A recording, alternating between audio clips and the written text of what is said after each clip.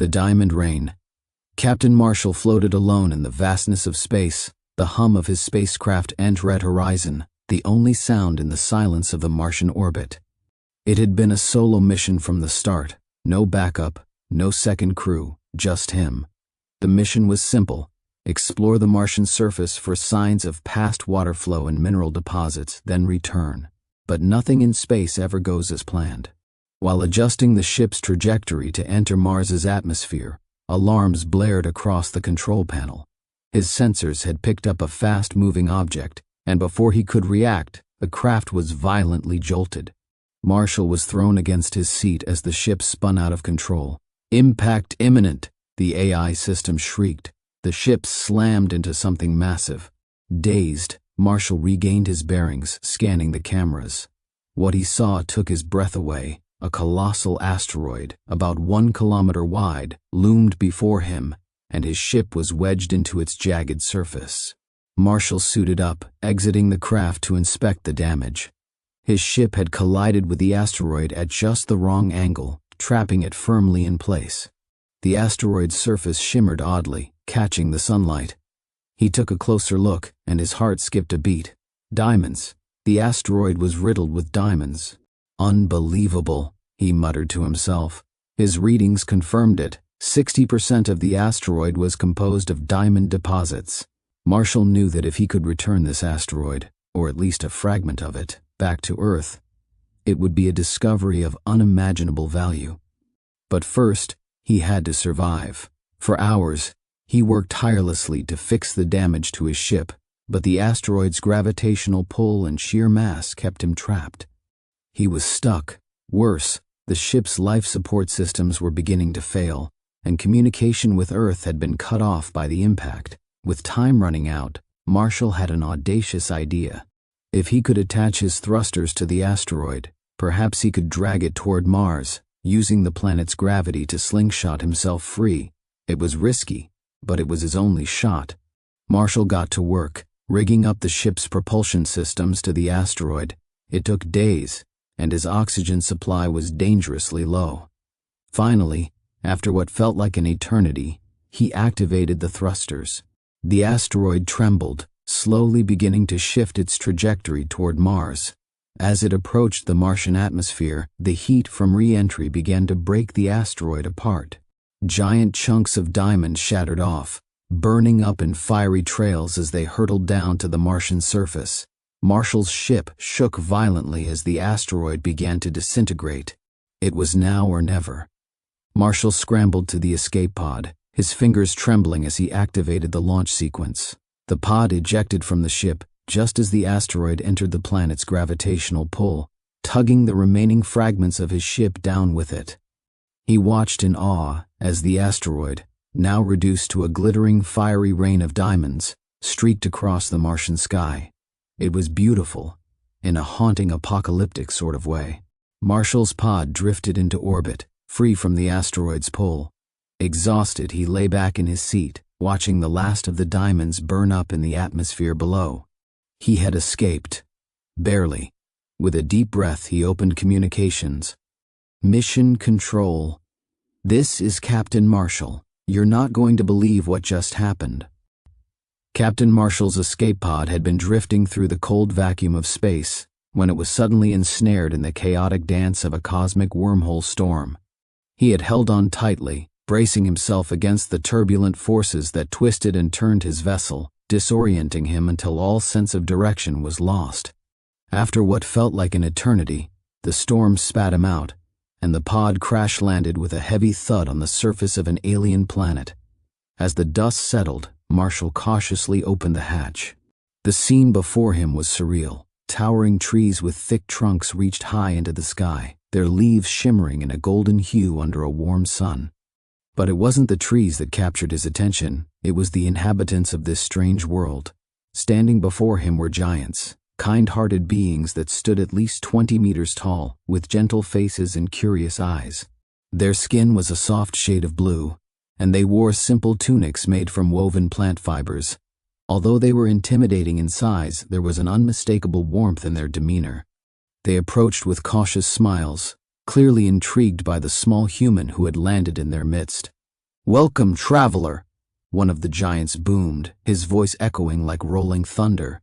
"What brings you to our world?" Marshall used a AI translator algorithm detector, detecting brainwaves while translate their possible meanings. Marshall, still dazed from the wormhole's turbulence, stammered an introduction thronged the AI translator device.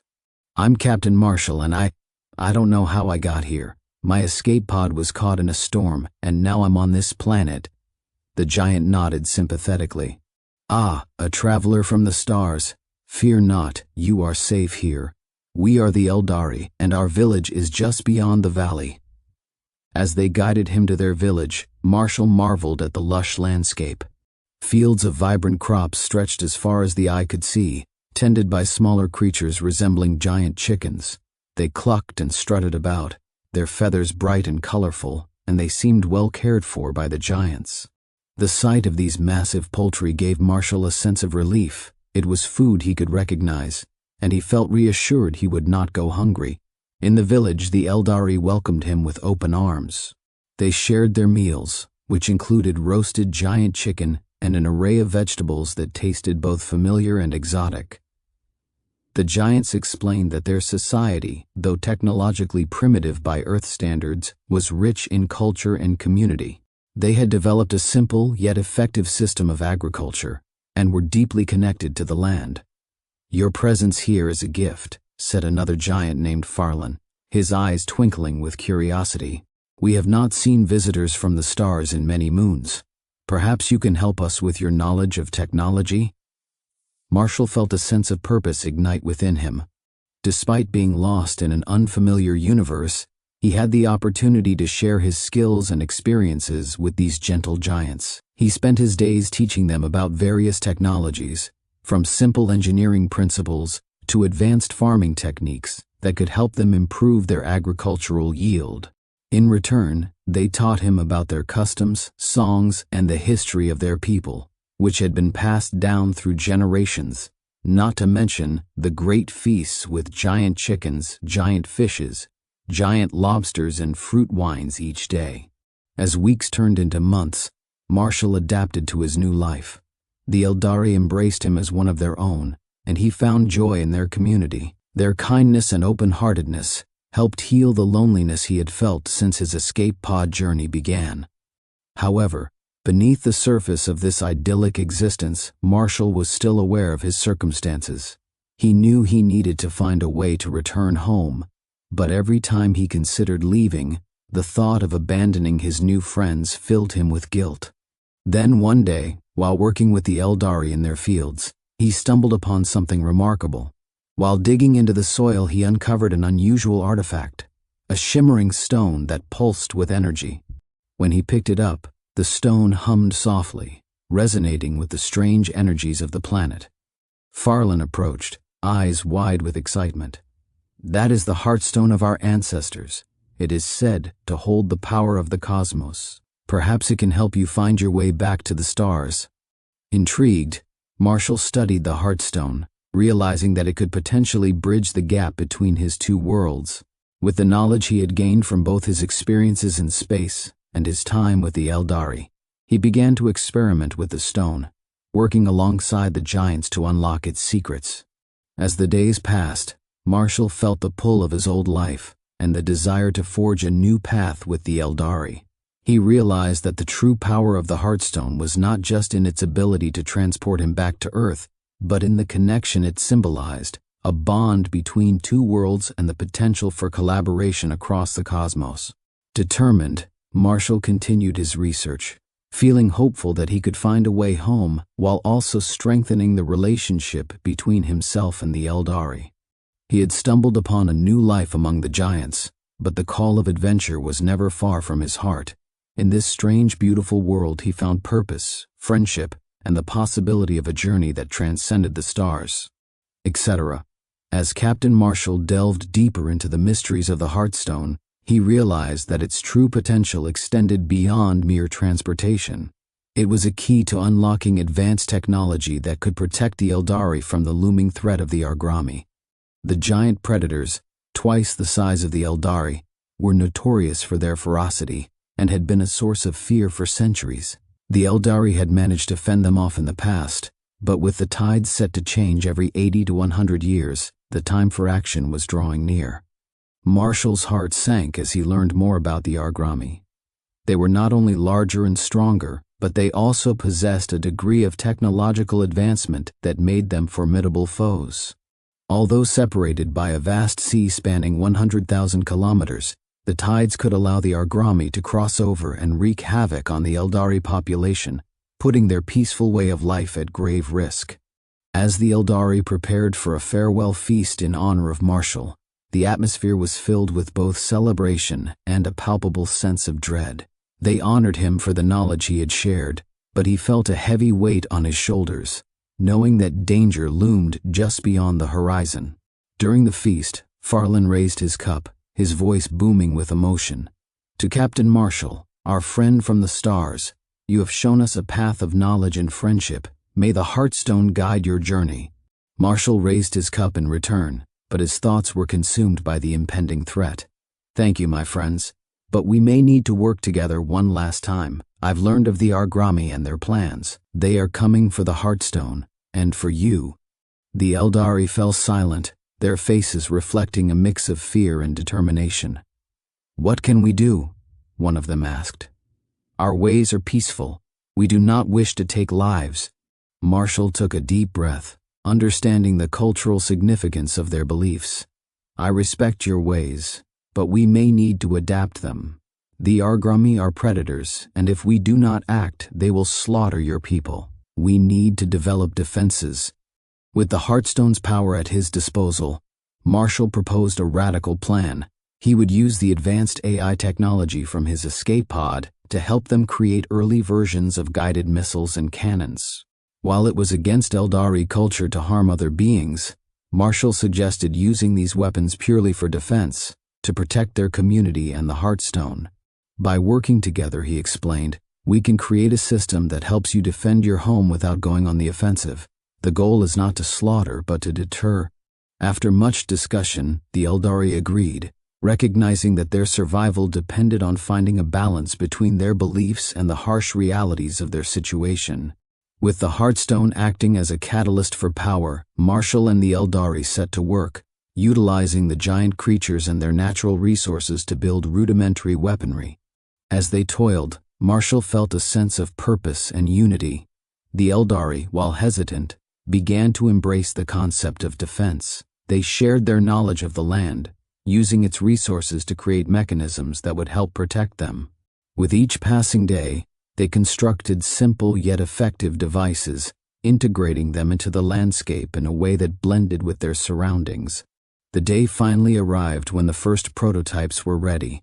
Marshall stood before the assembled Eldari, his heart racing with anticipation. These guided devices will allow you to protect yourselves without losing your values. If the Argrami come, we'll be ready. As they tested the devices, the Eldari witnessed a blend of old and new, a fusion of their traditions with Marshall's advanced knowledge. They launched the first guided missile, a symbol of their commitment to protect their home without compromising their principles. The missile soared into the sky, demonstrating both precision and potential. The sense of camaraderie grew stronger as the Eldari adapted to their new role as protectors. They began to understand that survival sometimes meant evolving their beliefs to accommodate harsh realities. With Marshall leading the charge, they fortified their village, ensuring that they could face the Argrami when the time came. The farewell feast, originally a somber occasion, transformed into a celebration of hope and resilience. They shared laughter, stories, and the spirit of cooperation, reminding each other that their bond was stronger than any threat. The Heartstone pulsed with energy in the center of the village, symbolizing their unity and determination. In the weeks that followed, they continued to prepare for the impending arrival of the Argrami, perfecting their defenses while nurturing the relationships they had built. As they worked, Marshall felt a deep sense of belonging, knowing he had found a family among the Eldari. When the day of the tides finally came, the sky darkened as the Argrami emerged from the horizon, their massive forms moving with unsettling grace. The Eldari stood united, ready to face their fate. With Marshall at their side, They had transformed from a peaceful people into a determined community prepared to protect their home.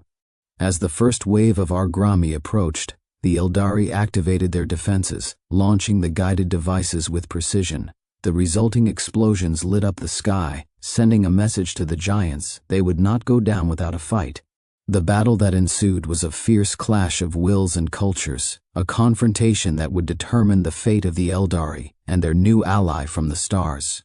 Together, they fought not out of hatred, but out of love for their home, ready to defend their way of life against the darkness that threatened to consume it.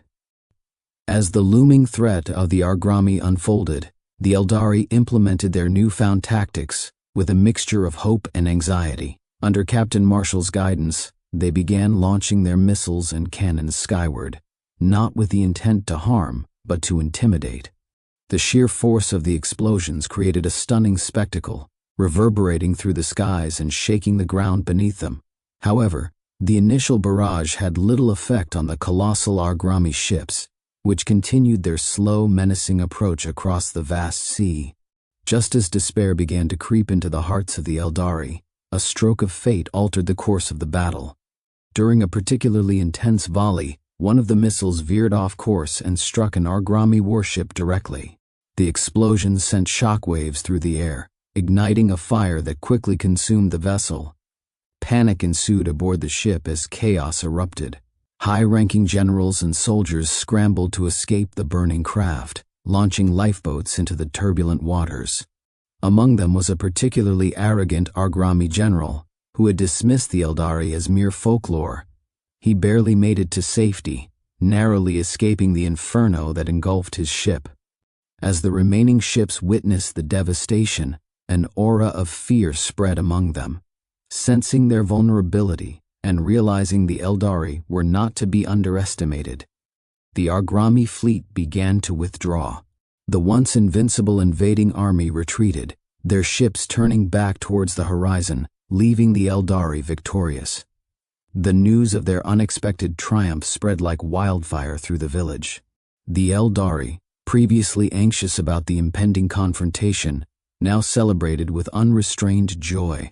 They had successfully defended their home without resorting to slaughter, upholding their values while emerging stronger together. In honor of their victory, the Eldari held a grand feast behind the Hearthstone, filling the air with the aroma of delicious food and laughter. Marshall was the guest of honor, and as he looked around at the faces of his new friends, he felt an overwhelming sense of gratitude and pride. Farland, raising his cup once again, declared, "To Captain Marshall, without your guidance and knowledge, we would not have been able to achieve this victory. You have become one of us." Marshall smiled, feeling the warmth of acceptance and camaraderie. "This victory is not mine alone. It belongs to all of you. You showed courage and resilience when it mattered most."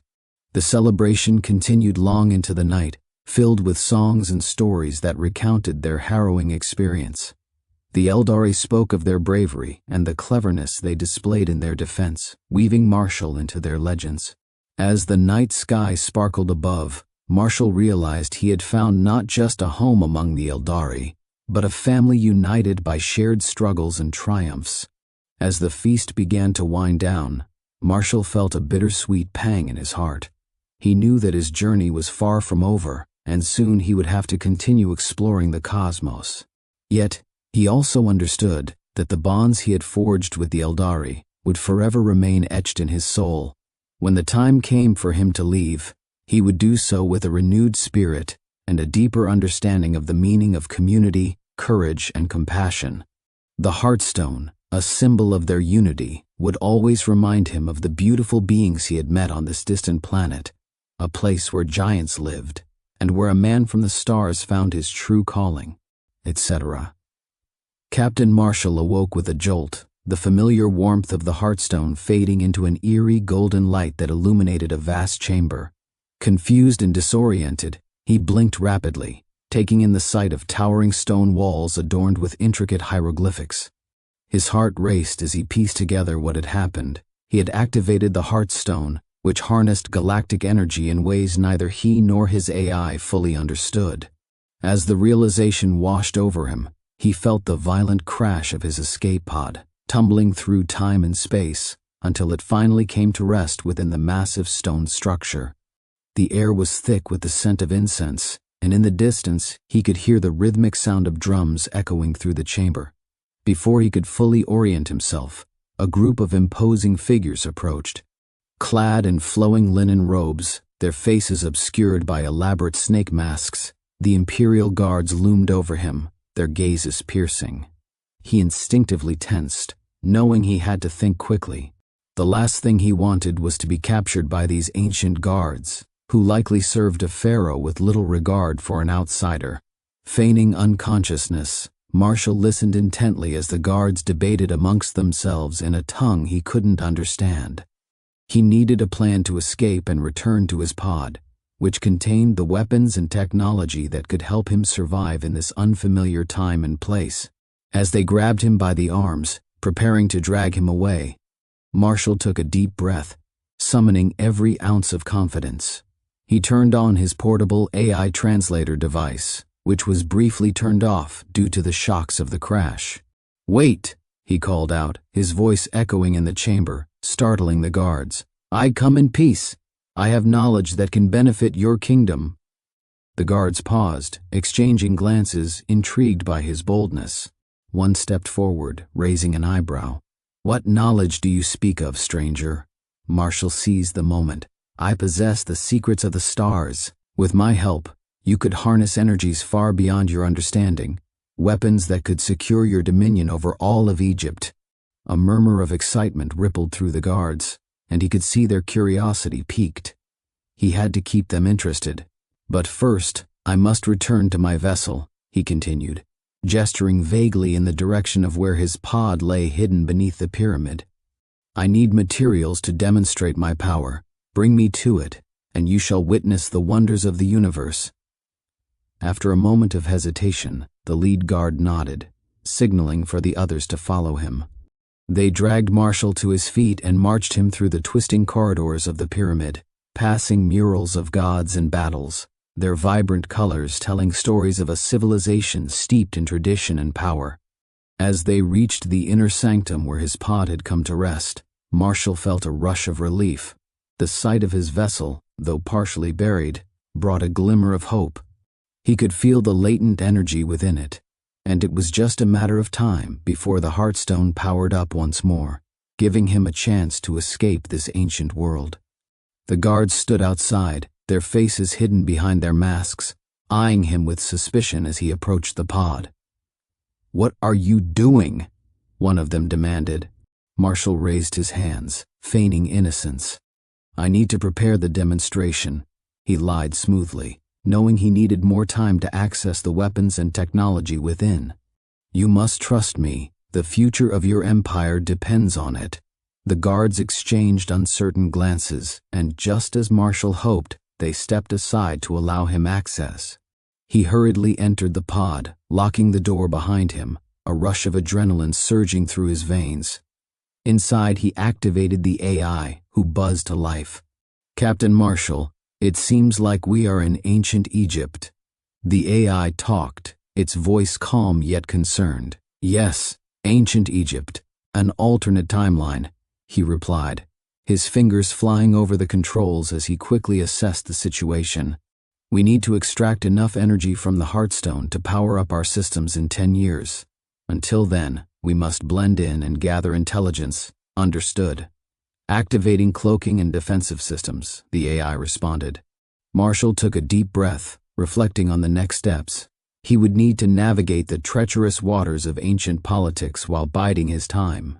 If he could establish some form of rapport with the local leaders, perhaps he could convince them of the benefits of his technology, without revealing too much too soon. As he peered through a small viewport, he saw the guards still waiting outside, their eyes narrowing in suspicion. Martial knew he had to find a way to manipulate this situation, gaining their trust while keeping his true intentions hidden. In the coming weeks, he would gather intelligence on the dynamics of the court, forge alliances, and learn about the enemies of the pharaoh.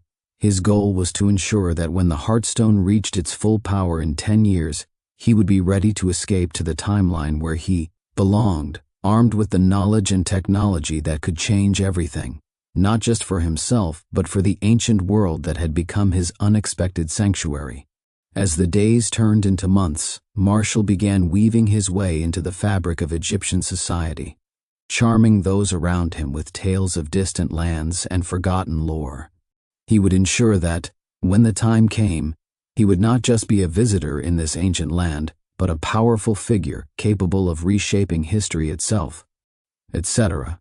Captain Martial stood atop the ridge overlooking the vast expanse of land awarded to him by the pharaoh, a sprawling 300 square kilometers that would become a symbol of his newfound influence in this ancient world. His efforts to forge relations had transformed him from an outsider to a respected figure within the Egyptian court, advocating for progressive changes that abandoned cruel practices, including the abhorrent tradition of human sacrifice. He had shown them the value of humanity, emphasizing mercy and compassion. The land he now owned was strategically located near the pharaoh's most formidable enemy, a powerful kingdom that had long threatened the stability of Egypt and backed by the most formidable enemy then, Rome. Martial's influence extended beyond politics. He had also met and fallen in love with an ancient Egyptian woman named Amina, whose stunning beauty and intelligence captivated him. Together, they had 2 sons, and he reveled in the joys of fatherhood, finding fulfillment in a life he never anticipated. As the years passed, Martial became a key advisor to the pharaoh, his modern understanding of warfare and strategy reshaping the military tactics of the Egyptian army.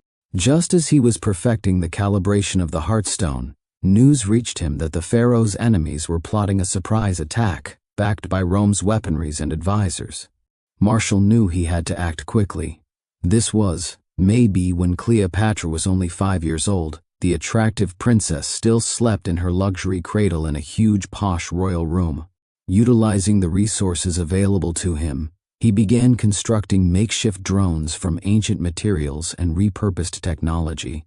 Drawing on his knowledge of blitz tactics, he devised a plan that would minimize casualties while maximizing the element of surprise. With his newly formed army, Martial prepared to face the approaching horde of 300,000 men. On the day of the attack, the Egyptian forces stood ready, their spirits high under Martial's leadership. The drones took to the sky, scouting enemy movements and providing critical intelligence. As the enemy advanced, Martial unleashed his tactical brilliance. His forces struck swiftly and decisively, employing guerrilla tactics that left the enemy disoriented and demoralized. The battle raged, but thanks to Martial's strategies and the drone's surveillance, the Egyptians emerged victorious with minimal casualties. The pharaoh praised Martial for his ingenuity, and their bond grew stronger as they celebrated this hard-fought victory. But as Martial reveled in the triumph, he felt the familiar pull of the Heartstone, which was now fully charged and calibrated. It was time for him to return to his original timeline. He had to confront the reality of leaving Amina and their children behind, as the pod can only fit maximum 2 people. Though Amina reluctant to say goodbye, it's the only way. Martial had prepared for this moment, having discussed the concept of multiverses with the pharaoh, assuring him that the timeline he would return to would not conflict with the future of Egypt. "Will I return to my time?" he pondered aloud, standing in front of the Heartstone. "Or will I find myself in a new reality, one that differs from the life I knew?" With a heavy heart, he activated the Heartstone, its energy swirling around him. He envisioned his family, the life he had built in the ancient world, and the love he had found. As the light enveloped him, he hoped desperately that he would return to the same timeline where his wife awaited him. When the light faded, Martial opened his eyes to find himself in a familiar setting, his old home, just as he had left it. The walls were adorned with memories of his past life, and he felt an overwhelming sense of relief wash over him. He rushed to find his wife, expecting to embrace her after years of absence. But as he entered the living room, he was met with an unexpected sight. His wife, though familiar, had a distant look in her eyes, and the atmosphere felt subtly different. "Martial," she said, confusion crossing her face. "Where have you been? You look like you've aged." "Back from a long journey," he stammered, unsure of how to explain his experiences in ancient Egypt and the two sons he had left behind there. The realization began to settle in. While the physical space was the same, something was off. The timeline he had returned to was not entirely as he remembered. He felt a sense of loss for Amina and the life he had built, and uncertainty crept into his mind. Had he truly returned to the same timeline, or was he now in a variant where his life had taken a different course? Determined to find answers, Marshall focused on the Heartstone, hoping it could provide clarity. As he delved into the device's workings, he considered the possibility of further exploration into the multiverse, realizing that his adventures were far from over. Are there more paths to explore? He mused. Can I find a way back to Amina and our children? He knew if he was to go back and fetch them over, he will need a bigger spaceship. And was his wife in this timeline still his wife? Something just don't feel right. As he prepared to unlock the secrets of the Heartstone once more, he resolved to navigate this new reality, seeking the connection between his past and the life he had lived. The multiverse stretched before him like an uncharted sea, and with determination in his heart, he was ready to embark on the next chapter of his extraordinary journey. Etc. Captain Marshall's return to the timeline was nothing short of astonishing. Instead of the familiar, mundane world he had known, he found himself in an alternate Egypt, a civilization that had evolved into the most powerful empire on Earth. As he helped to beat the rival kingdom which sided with Rome and helped it with technologies from the future, it actually conquered Rome later and became a super kingdom that lasted until today. This Egypt led the world in space technology and scientific advancements, with towering pyramids serving as launch pads for interstellar exploration. As he adjusted to this new reality, he learned that his old wife still existed in this timeline. They had a relationship, but they had never formally married in this timeline. In a twist of fate, Marshall was now back to the exact time 10 years older, but it's a timeline diverged from the Pharaoh's timeline. Standing at a crossroads where his past choices were intertwined with his current existence. However, he felt a void without Amina and their sons, whom he left behind in the ancient past. Determined to reunite with his family, he returned to the Heartstone, calibrating it once again. He planned to travel back in time, specifically to the day he had left Egypt, to bring Amina and their children into this prosperous timeline, but he'd need a bigger spaceship to do that. Yet, 9 years and 9 months later, as he prepared for this journey, he discovered he was now being hunted by his own government. Rumors of his time travel and galactic explorations had spread, and the authorities wanted answers, and he'd hid the space pod with Heartstone in a secret location. With no time to waste, Marshall made a daring decision. He would seek out the current pharaoh, who he knew had a powerful influence and resources at his disposal. With the whole African continent and southern Europe now Kingdom of Egypt, he reached out to the pharaoh, explaining the dire situation he found himself in, and referencing ancient scriptures that spoke of a time when a captain of the similar description would appear, requiring assistance. These texts, written over 2,000 years ago, prophesied that this captain would bring forth a new era for Egypt. The pharaoh, intrigued and willing to believe in the prophecy, agreed to help Marshall. He provided him with a state-of-the-art spaceship cloaked in advanced technology that would keep it hidden from the prying eyes of Marshall's government. The pharaoh's guidance was instrumental. He understood the significance of Marshall's quest and the urgency behind it. With the spaceship at his disposal, Marshall set off on his next adventure, leaving the complexities of his current life behind. 10 years had passed, and he was determined to reunite with Amina and their sons, even if it meant aging 10 more years in the process. When he arrived back in the past, he was struck by the familiar sights and sounds of ancient Egypt. He located Amina and his sons within a day of his arrival, the joy of seeing them filling his heart with warmth. However, the catch was that he had aged another 10 years, making him a total of 20 years older than the man he had once been. Marshall embraced Amina, explaining the strange turn of events, the timeline he had traveled through, and the incredible life he had built in Egypt's powerful future. Amina listened, captivated by his tales, and as they reconnected, He felt a sense of belonging that had eluded him for so long. Determined to carve a new path forward, Marshall resolved to live in this timeline without regard for the life he had originally come from. He had a family, a second chance, and a future filled with possibilities. As they stood together, gazing out at the sands of the desert that had shaped their destinies, he felt a profound sense of purpose. No longer burdened by the past or the constraints of time in his original multiverse timeline, Captain Marshall was ready to embrace the new life he had chosen, one where he could blend the ancient wisdom of Egypt with the technological marvels he had witnessed in the future and brought back from the future pharaoh's spaceship and its new technologies. In this new reality, he would forge a legacy that honored both his past and the new beginnings that lay ahead. He was now the key figure in defeating Roman invasion and conquering of Rome, a timeline in which Cleopatra lived to see her grandsons until they've married, and advised Egypt to abandon bad customs and reinforce the good customs. Together with Amina and their sons, he would explore the mysteries of the universe, creating a family united not just by blood, but by shared dreams and aspirations.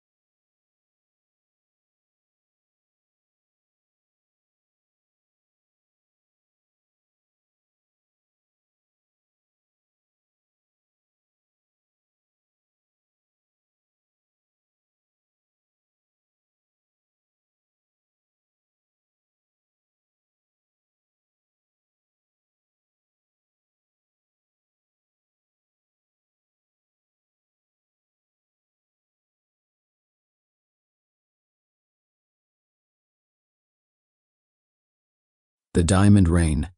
Captain Marshall floated alone in the vastness of space, the hum of his spacecraft and red horizon, the only sound in the silence of the Martian orbit. It had been a solo mission from the start, no backup, no second crew, just him. The mission was simple: explore the Martian surface for signs of past water flow and mineral deposits, then return. But nothing in space ever goes as planned. While adjusting the ship's trajectory to enter Mars's atmosphere, alarms blared across the control panel. His sensors had picked up a fast-moving object, and before he could react, the craft was violently jolted. Marshall was thrown against his seat as the ship spun out of control. "Impact imminent," the AI system shrieked. The ship slammed into something massive.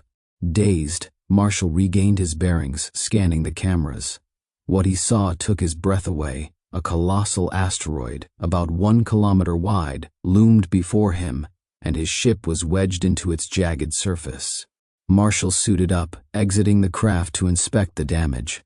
His ship had collided with the asteroid at just the wrong angle, trapping it firmly in place. The asteroid's surface shimmered oddly, catching the sunlight. He took a closer look, and his heart skipped a beat. Diamonds,